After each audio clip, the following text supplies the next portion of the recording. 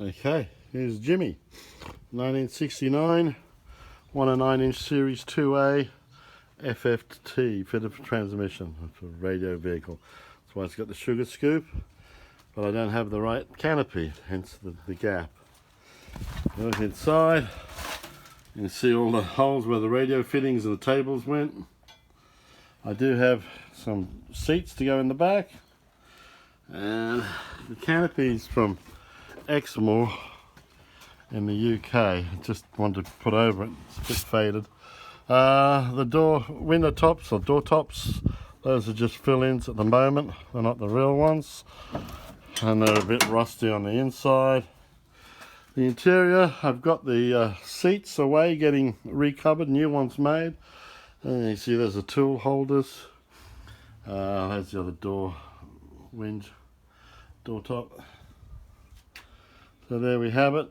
It was driving fine until I let one of the fuel tanks run dry and the carb got a bit messy, or no, it was the fuel pump. The fuel pump got a bit messy. So we had to take that off, and there it is down there. They've blocked off the thing. The fuel pump's fine, it's been refurbished, but I just can't get it back on. Unfortunately, I'm infirm these days, so not really able to work on it. So new batteries, it was a good battery, should still be in the green. No reason why not.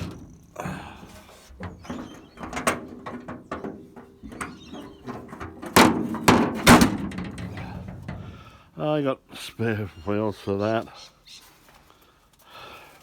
Underneath has all been rust proofed and painted. New tie rods or whatever, new springs were put on.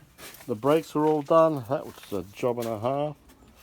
All the electrics, the lights and indicators work, the wipers work.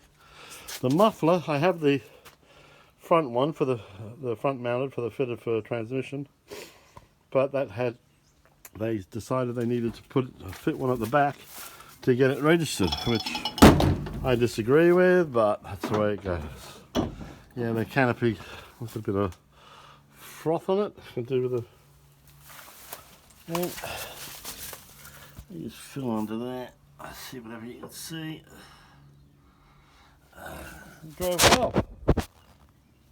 If not as frightening as these things are.